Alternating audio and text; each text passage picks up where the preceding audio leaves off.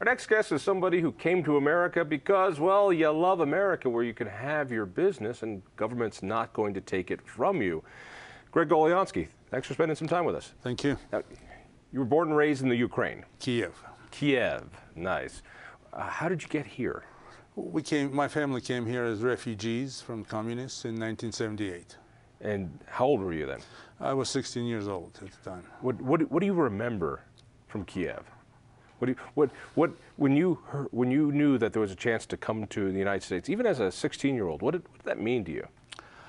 Well, two things. First of all, it's a place of my birth. So I remember tree-lined streets and you know, warm summer nights. I also remember vicious anti-Semitism, which is absence of freedom under the communist rule. So it's a beautiful city, which was in the hands of very, very bad, evil people in the government. So I remember two things, the good and the bad. And there were more bad, which is why we decided to become the refugees. And you were able to come here. What did you think as a young man when you got to America? And was it Colorado that you came to first? No, we actually initially settled in Nashville, Tennessee, which we have some relatives. I'm having a hard time seeing you in Nashville, Tennessee. I can say things, y'all, just as good as anybody else. And I do like grits. We have some relatives there who came to this country in 1902. And so they help us somewhat. And Nashville is a wonderful place. I mean, my parents decided that they prefer Colorado better. But I actually like Nashville, and I went to school there. I got a degree from Vanderbilt, and I know I'm not big on jeans or cowboy boots, but other than that, you're living the Colorado dream. You're living the American dream. You get to direct your own destiny. You get to live your life. That's what's so great about America compared to where you came from, right? That was the case two months ago. Things have changed after that. All of a sudden, I'm not in charge of my life. Somebody else is, and that is the big problem. All right, well, let's do the story then. You became an adult. You're here in Colorado, and like many refugees, you decided to go into business, into small business, right, and create a business of your own. Now, this is the American dream. It absolutely is. And like so many immigrants, it's not like you just go down to the bank and say, hey, I'm ready for my big loan, give me the money. You really build on family relationships and other things. What business did you build? It was just a small business. We had a small pawn shop. A pawn shop. And so people would bring you things, you would, on loan, you would give them cash, and they would buy it back, or you'd sell it. Among other things, but we also did a lot of other things. We did check cashing, we did computer repairs, we sold firearms. We did a lot of things there. Surviving just on the loans was very difficult, almost impossible. So it's like any business, you have to diversify. And so we had to do different things just to stay afloat. All right, so this is a small business. It's a very small business. And so you're struggling to make a living and grow a small business. Not only are you doing a pawn business, but you're doing checks, you're doing all sorts of things, computer repair. And so where did you do this? We did here in downtown Denver on the 15th Street. And I might add... And how long did you do it? We did it for 16 years. And made ends meet? You paid your bills? Well, working 6 days a week, yes. I mean, it's a hard business. We work about 10 hours a day, 6 days a week. So, because you have to be there. This is not a business you can put in other people's hands too easily. That's right. And it's, you know, the thing about being a businessman is it stays with you. It's not like you quit at 5 and you go home and you drink beer.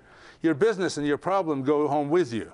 So it never goes away. Sundays, Mondays, Saturdays, 8 a.m. or 10 p.m., doesn't matter. Your business is with you all the time. So you're working, you're making ends meet, you have a building, you're working in the building. Did you own the building? We own half of the building, yes. You own half the building. That means half the interest of the building? Right, yeah, right. It's what's called undivided 50% ownership. Okay. What's the problem? Well, the problem is as old as this planet. Somebody is dishonest and decide to do something bad to benefit from his dishonesty. We discovered that one of our partners who was working with us was not entirely honest, was doing things that the business partner shouldn't do. So we parted our ways. At some point, he decided to hire a lawyer. He went to the judge. We weren't there in court because that's called the process called ex parte laws, which means you can make an accusation about somebody in front of the judge with your attorney, but the accused is not there. Accused is not even notified that there's accusations. What did he accuse you of? He seems to suggest that we were trying to somehow deprive him of his share of the building, which is really, I mean, I can't physically imagine taking somebody's part of the building and putting it somewhere in Mexico or something. And so there is a remedy for this kind of an emergency thing. It's called receivership. Now that's an emergency remedy, which presumably should last only short period of time until alleged problem goes away. Let me see if I'm understanding the story. So you've had this business for a long time. You've got a partner. Wasn't working out. You split ways. Because of him. But he still has ownership of half the building. He owned 1/3 of our half. Oh, 1/3. Oh, 1/3 of your half of the building. All right. So exactly. he has a small percentage. So basically, he owns 1/6 of the whole building, exactly. a third of your half of it. See, those nuns taught me how to do math. And he went to a judge and said, "This is a problem. Therefore, you, judge, need to put this whole business, including your business." Right. Your computer repair, pawn shop, other stuff. You, judge, need to have somebody take control of that business. Exactly. And to make sure that I don't get ripped off because these guys are about to rip me off. Exactly. And that control is absolutely without any limits. I mean, in theory, judge supposed to exercise oversight, but if judge looks the other way, then there is really no oversight. So this business that you've been running for 16 years, all of a sudden a judge appoints someone you don't even know to run your business because somebody made an accusation. Now, I don't know about this accusation. He could be completely right. He could be completely wrong. I don't know. But what's curious for me is that a judge can say, that's enough evidence for me. I'm going to take the business away from you, who has most of it, and put it under control of a disinterested third party. Now, did you get a chance to talk to the judge and say that's not the case? Yes, and he just simply ignored all my lawyer's arguments. And the other interesting thing about this that we need to remember, that receiver is supposed to work for the benefits of everybody, which means if the owners of the building have a tenant in that building, which is my business, you would think you want to keep the tenant because that's the way to generate income from that property. And this receiver basically kicks my business out of the building. So now a building sits empty, generating nothing basically. I mean, there's a little income coming from the advertising on the wall, but my business was the biggest generator of the cash. We're talking about two things. One, there's the owners of the building. Right. And then inside the building was your business that you owned. Yes. You paid rent to myself and everybody else. To everybody else, including yourself, for the building. Right. Now, once the judge or the receiver took over the building, they kicked your business out of the building. Now there is no tenant. Exactly. So you're not making money from your business, which no longer exists because you were kicked out, and as your bit of the share of the building, right. You're not making any money off of that exactly. either. And the receiver is supposed to work for the benefit of all. So how is that he working for the benefit of all if all of a sudden the property now generates virtually nothing? And the concept is this receiver, appointed by a judge, takes over and says, I understand there's some disagreements among the owners of this business. I'm making the decisions of this business. Pretty much. How long ago did that happen? 3 years ago. 3 years ago. Which is one very long emergency, if you ask me. I mean, emergencies don't last for 3 years. This receiver has been in charge of your building, now vacant, for 3 years. Well, yeah, it's been vacant the last several months, but he's been running things for the last 3 years. And now there's no income coming in at all. There is a little. So he's not a great businessman.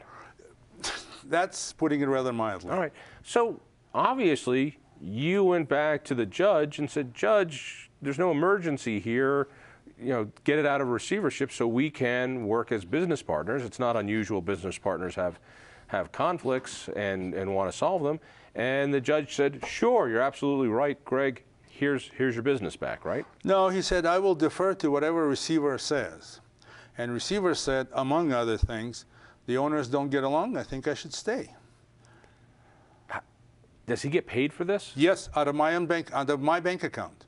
He just takes money out of my company bank account. So he runs the business that he gets paid from, and the judge says, I defer to him. He says, no, I should keep doing this, running this business. Or what's left of it. Yeah, and you had no choice as to who was going to take over your business. No.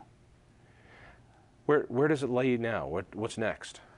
Well, it leaves me unemployed, looking for work. You know, all the talk about recovery is not entirely truthful because I've been out of work for about 2 months and I'm still having a hard time finding work, and trying to appeal to the Colorado legislature to change the laws. All right. Let me tie back into how we started. Right. So you come here at 16, a refugee from Kiev. Your parents didn't like the anti-Semitism. They didn't like the communism. They didn't like the thought that government could just, without due process, come in and take what you have and right. control it. You come to America, you work 16 years, and the government just basically comes in and takes control of your business. Yeah, you would sort of wonder if somebody's going to hang the red flag over White House one of these days. You said the state legislature is looking at something, yes. because this is not a unique problem, that there's no real check and balance. If a court puts a receiver there, you can't change anything until the judge says something. There's no, doesn't seem like a whole lot of due process or accountability. And the guy gets paid the longer this emergency in your business keeps going. Absolutely. He's very much benefits the longer it goes. And he has, I guess, until he drains what's left of my bank account completely, I guess he's not going to leave. We've got about half a minute. Tell me about the bill that's going through the legislature. What does it do? It does basically 4 things. It allows somebody under receivership to appeal that to the Colorado Court of Appeals. So you can't even appeal this? Not realistically, no. It will demand the accounting of all the money spent and dispersed. It will require that there is a compelling reasons for the receiver to stay there, and will also prohibit receivers from being given complete immunity from whatever he does. Laura Woods is carrying that bill. We'll see how it goes. Senator Woods, yes. Gregory, thank you. Thank you. Listen for me on KHOW. See you next week.